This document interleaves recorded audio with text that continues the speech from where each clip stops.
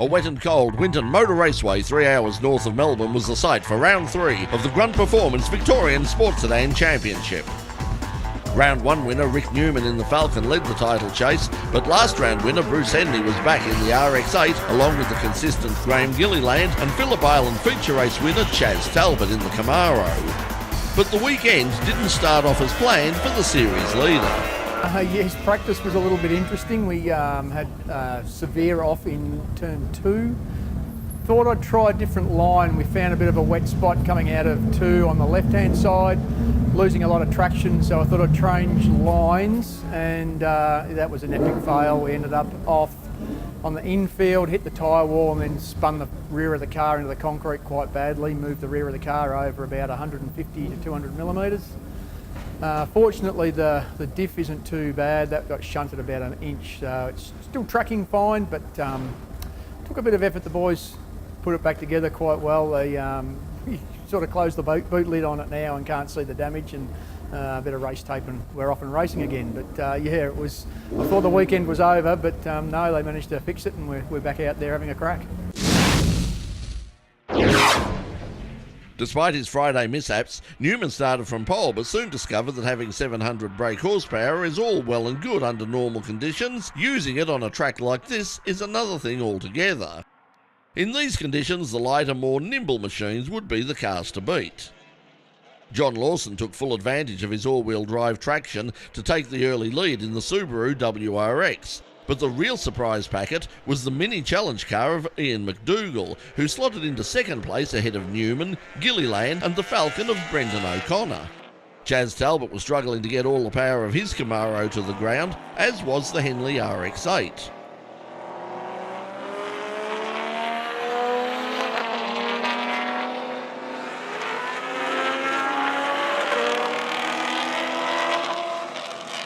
McDougall took the lead as the conditions steadily got worse.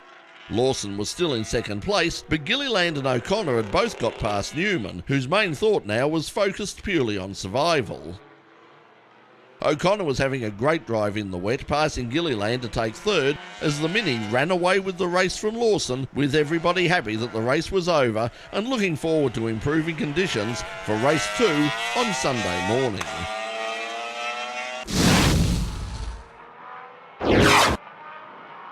Race 2 and the rain had eased, but the temperature was still struggling to break the 5-degree mark.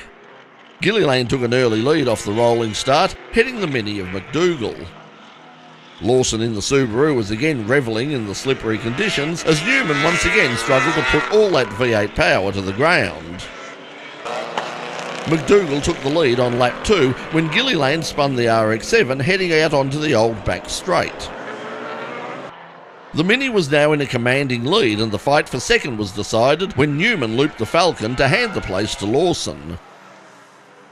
Further back in the pack, the Group C replica Falcon of Mark Durbin was managing to stay ahead of the battling pair of Ken House in the Mazda-powered Escort and Talbot's Camaro. The closest battle in the field was the two-car Commodore war between Danny Timewell and Francois Habib. McDougall led all the way to take a comfortable win from Lawson, with Gilliland making a great recovery to take back third place ahead of Brendan O'Connor and Newman.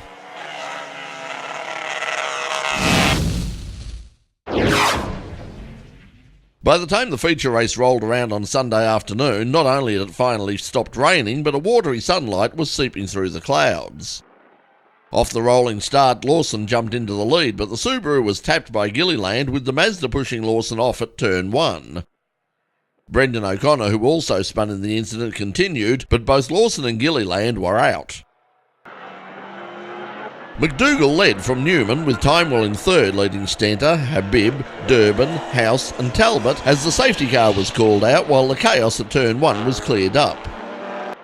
At the restart, Newman found the dry line and powered past the Mini and into the lead. Ken House also made a great start and was now up into third place in the Escort. Timewell came under pressure from the Habib Commodore, with the Stenter Nissan also looking for a way past. Bruce Henley was far more at home in the dry, and he took third place after a spin from House in the Escort.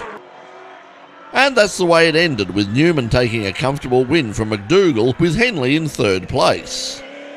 Newman's feature race win kept him up front of the championship, but the weekend's honours belong to the giant-killing performance of Iain McDougall. It's been a great weekend. We've been a bit fortunate with the weather, and it's been pretty wet for 75% of the weekend. So yeah, managed to pick up 2 wins and a second place in that last race. So it's been a really good weekend. You must have had a look at the weather forecast coming in there. Did you think you'd actually do as well? I mean, you're out there with some very fast, very powerful cars, even with the rain. Were you expecting to be so totally dominant in the wet? No, never. We've done a lot of laps up here in the rain. We've done a lot of Super TTs and Winton 300s in the rain, and we knew we'd have a really good package, but yeah, not quite that dominant. But no, it's been good to make the most of it and take advantage of the weather as much as we could. It's only a round of the state series, as some people would say, but I mean, what does it mean to you to walk away with a win in a competition like this? It's pretty special. I mean, we've been doing sports Sedans for a couple of years, and I've never expected to actually compete outright. So it's it's good fortune and everything coming together in the right weekend. I mean, we're here at Winton, which is one of the Mini's stronger tracks. We've got fortunate with the weather, and it's been wet all weekend, and the car is an absolute weapon in the wet. And we managed to make the most of that package as well. So it's been a really good special weekend. With the Australian Sports Sedan Association running the 4th round of the Victorian State Circuit Racing Championships at Melbourne's Sedan International Raceway on July 21st and 22nd, the Grunt Performance Victorian State Championships will resume at Phillip Island on September 29th and 30th. For more information, visit the Sports Sedan website at www.sportsedan.com.au. or check out the series Facebook page at www.facebook.com/Victorian Sports Sedan Championship. And remember to subscribe to the In Pit Lane YouTube channel for all the latest Grunt Performance Victorian Sports Sedan Championship news.